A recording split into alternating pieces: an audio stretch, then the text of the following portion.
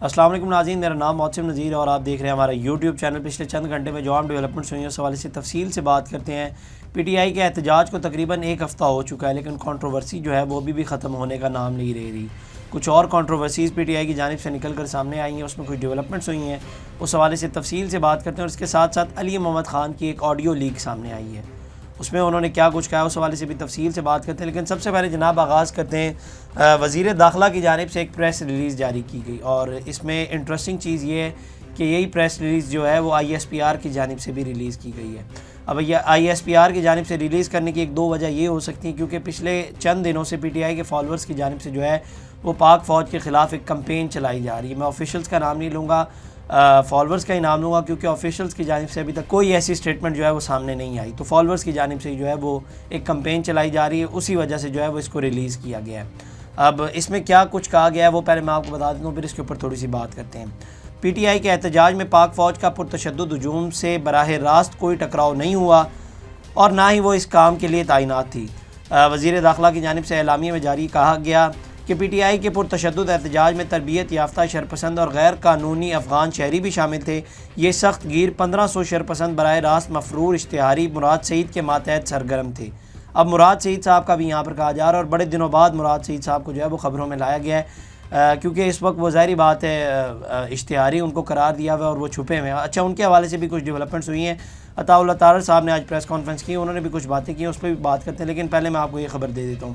ساتھ ہی ساتھ انہوں نے کہا کہ جناب جو خود بھی ہمراہ تھے اس گروہ نے عسکریت پسندانہ حکمت عملی کا استعمال کرتے ہوئے قانون نافذ کرنے والے اہلکاروں پر حملہ کیا، صوبائی سرکاری مشینری کی مدد سے سڑک پر نصب رکاوٹیں ہٹا کر دوسرے شرپسند جتھوں کے لیے راستہ بنایا۔ پی ٹی آئی نے سوشل میڈیا پر ایک منظم پروپیگنڈا شروع کر دیا ہے، جس میں مبینہ ہلاکتوں کی ذمہ داری قانون نافذ کرنے والے اداروں پر ڈالنے کی مذموم کوشش کی جا رہی ہے۔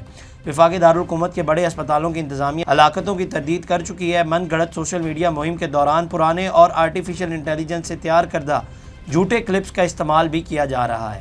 اعلامیے میں کہا گیا ہے کہ بدقسمتی سے غیر ملکی میڈیا کے بعض عناصر بھی اس پروپیگنڈے کا شکار ہو گئے ہیں۔ پی ٹی آئی کی سوشل میڈیا مہم پاکستان میں انتشار، بدامنی اور تفرقہ بازی کو فروغ دے رہی ہے۔ اندرون اور بیرون ممالک کے ایسے عناصر کا متعلقہ قوانین کے تحت احتساب کیا جائے گا۔ وزیر اعلیٰ خیبر پختونخوا نے صوبائی اسمبلی کو اداروں کے خلاف بے بنیاد اور اشتعال انگیز بیانات کے لیے استعمال کیا۔ وزیر داخلہ نے کہا کہ قانون نافذ کرنے والے اداروں کے اہلکاروں نے پرتشدد مظاہرین کے ساتھ انتہائی تحمل کا مظاہرہ کیا۔ اسلام آباد میں چیک پوسٹ پر ڈیوٹی پر تعین 3 رینجرز اہلکار کو گاڑی چڑھا کر شہید کیا گیا۔ پرتشدد مظاہرین نے ایک پولیس اہلکار کو بھی شہید کیا۔ شرپسندوں کے ہاتھوں قانون نافذ کرنے والے اداروں کے 232 اہلکار بھی زخمی ہوئے۔ پرتشدد مظاہرین نے سیکیورٹی فورسز پر حملہ کیا اور پولیس کی متعدد گاڑیوں کو بھی آگ لگائی۔ وزیر داخلہ نے کہا کہ آئین کے آرٹیکل 245 کے تحت اسلام آباد میں پاک فوج کو تعینات کیا گیا۔ پاک فوج کی تعیناتی کا مقصد اہم تنصیبات کو محفوظ اور غیر ملکی سفارتکاروں کی حفاظت اور دورے پر آئے اہم وفود کے لیے محفوظ ماحول کو یقینی بنانا تھا۔ پولیس اور رینجرز نے اس پرتشدد ہجوم کو منتشر کرنے کے لیے لائیو ایمونیشن کا استعمال نہیں کیا۔ پاک فوج کا اس پرتشدد ہجوم سے براہ راست کوئی ٹکراؤ نہیں ہوا اور نہ ہی وہ رائٹ کنٹرول پر تعینات تھی۔ بیان میں کہا گیا کہ منتشر کرنے کے عمل کے دوران قیادت کے ہمراہ مسلح گارڈز اور مظاہرین کے مسلح شرپسندوں نے اندھا دھند فائرنگ کی۔ ان خود ساختہ پرتشدد حالات میں پی ٹی آئی قیادت نے صورتحال سنبھالنے کے بجائے راہ فرار اختیار کیا۔ مظاہرین کے علاقے سے فرار کے فوری بعد وفاقی وزیر داخلہ اور اطلاعات نے متاثرہ علاقے کا دورہ بھی کیا اور پریس ٹاک کی۔ وزرائے حکومتی اہلکار، پولیس آفیشلز اور کمشنر اسلام آباد نے بار بار مصدقہ ثبوت کے ساتھ اصل صورتحال کی وضاحت کی۔ قانون نافذ کرنے والے اداروں کے اہلکاروں نے اپنی جانیں خطرے میں ڈال کر پاکستانی شہریوں کی حفاظت کی۔ اعلامیے میں کہا گیا کہ پرتشدد مظاہرین سے 18 خودکار ہتھیاروں سمیت 39 مہلک ہتھیار برآمد ہوئے ہیں۔ پکڑے گئے شرپسندوں میں 3 درجن سے زائد غیر ملکی اجرتی شامل ہیں۔ جیل وینز کو آگ لگانے کے ساتھ ساتھ قانون نافذ کرنے والے اداروں کی 11 گاڑیوں کو بھی نقصان پہنچایا۔ پرتشدد مظاہروں کے دوران ابتدائی اندرونی کے مطابق سینکڑوں ملین کا نقصان ہوا۔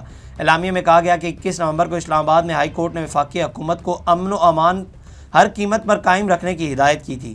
ہائی کورٹ نے وزیر داخلہ کو ہدایت کی کہ وہ امن و امان کے حوالے سے پی ٹی آئی قیادت سے رابطہ کریں۔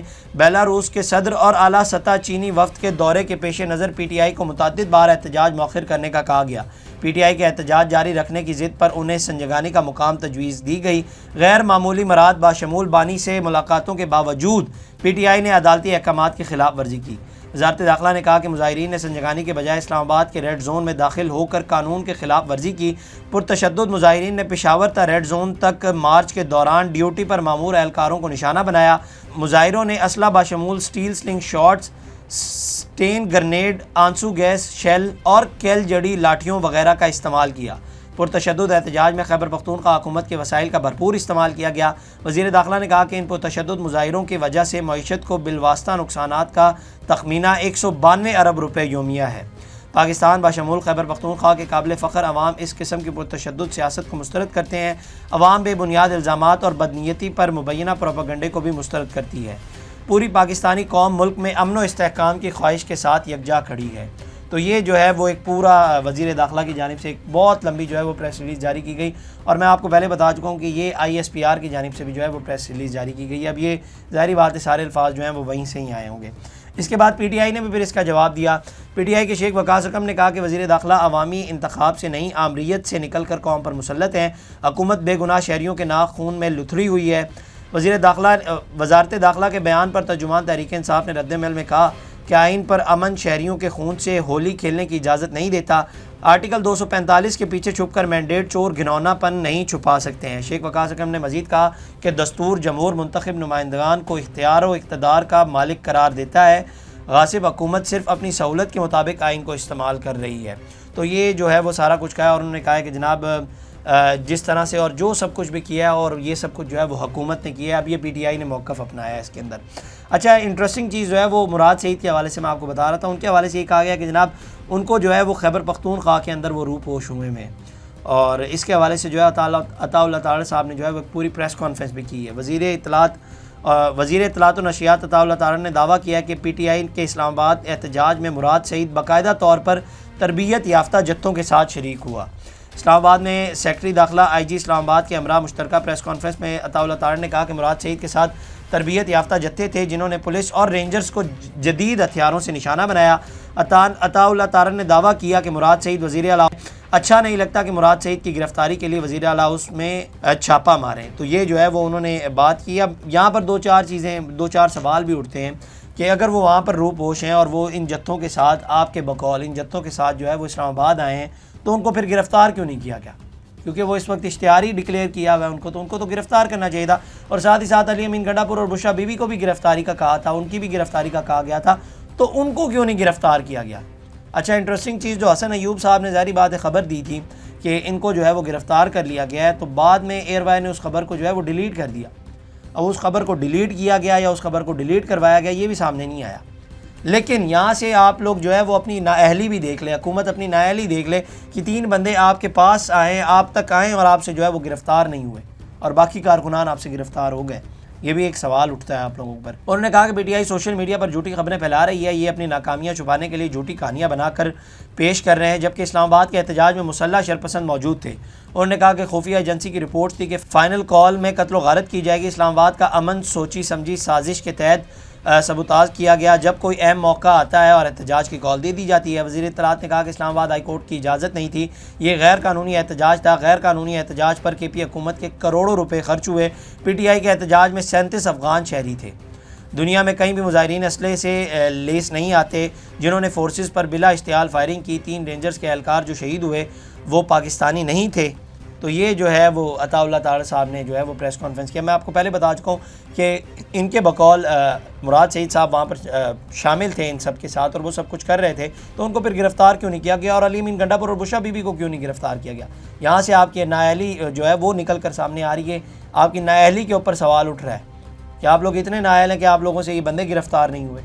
خیر، اس کے بعد جناب اب آگے آ جاتے ہیں علی محمد خان صاحب کے حوالے سے۔ میں نے آپ کو کہا تھا ان کی ایک مبینہ جو ہے وہ آڈیو لیک سامنے آئی ہے، اور اس آڈیو لیک میں بھی اب اس جلسے کے حوالے سے ہی ساری بات چیت ہو رہی ہے۔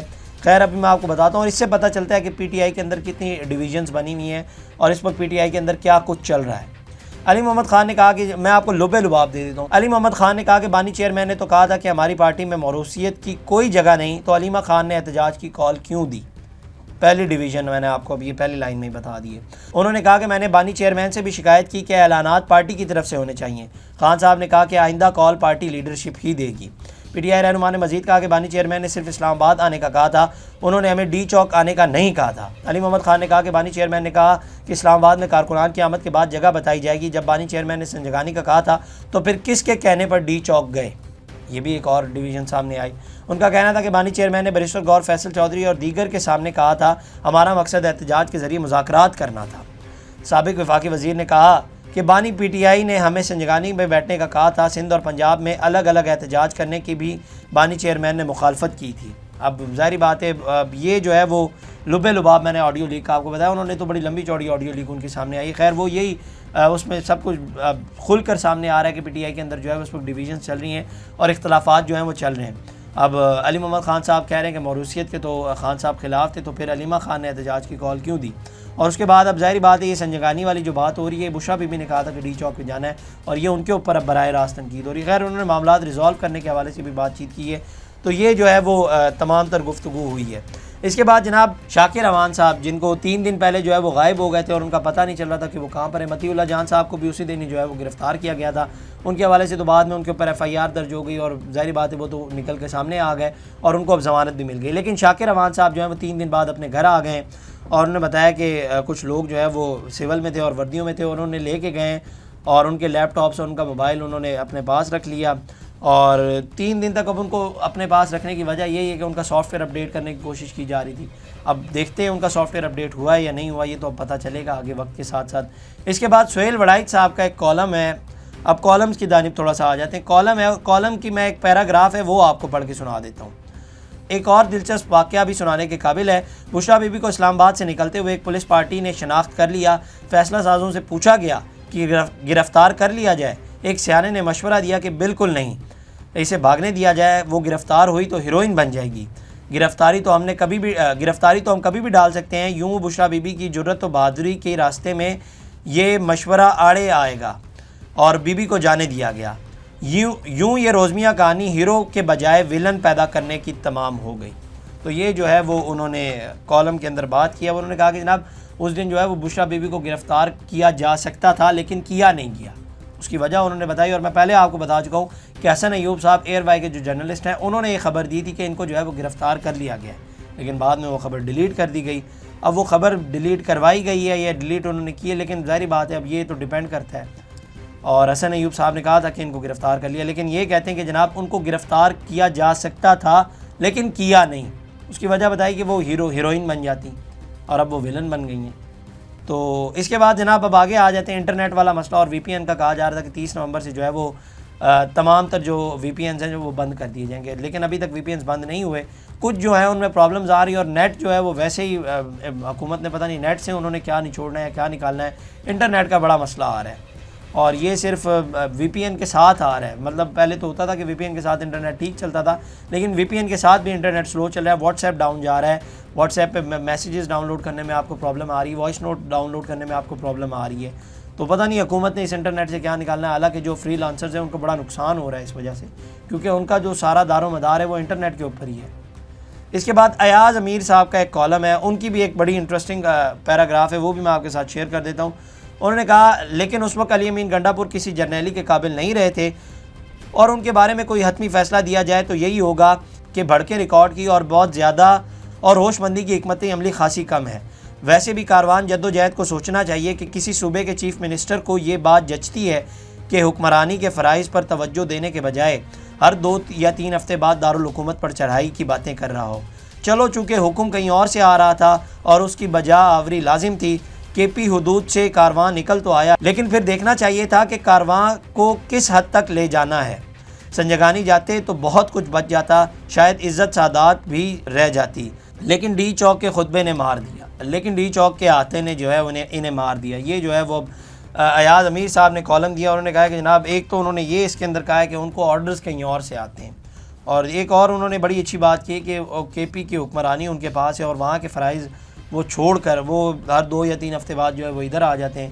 اور اس سے چند دن پہلے جو ہے وہ پارا چنار والا واقعہ پیش آیا، وہاں پر فائرنگ ہوئی تھی، تو اور جتنے لوگ وہاں پر شہید ہوئے تھے وزیر اعلیٰ علی امین گنڈا پور کو جو ہے اس کے اوپر کام کرنا چاہیے تھا، لیکن انہوں نے جو ہے ظاہری بات ہے اس چیز کے اوپر فوکس رکھا کہ گاڑیاں کتنی ہونی چاہیے، لوگ کتنے ہونے چاہیے، ہمارے پاس فیس ماسک کون سے ہونے چاہیے، گوگلز ہم نے کون سی استعمال کرنی، یہ بڑی اچھی بات انہوں کی۔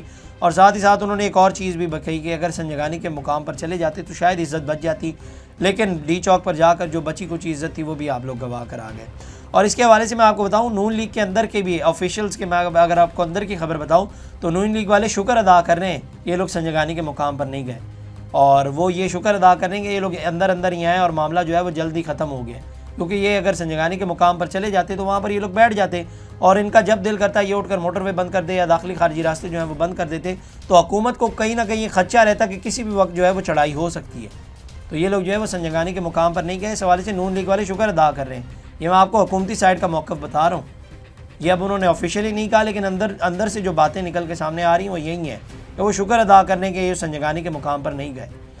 تو یہ آج کی ڈیولپمنٹ تھی اور یہ جناب جو ہے وہ خبریں سامنے آئی ہیں، تو اس حوالے سے ہم نے آپ کو بتایا۔ اگلی ویڈیو میں آپ سے دوبارہ ملاقات کریں گے، اللہ نگہبان۔ اس طرح کی اور ویڈیوز دیکھنے کے لیے سبسکرائب کیجیے ہمارا چینل اور دیکھتے رہیے PSPKG نیوز۔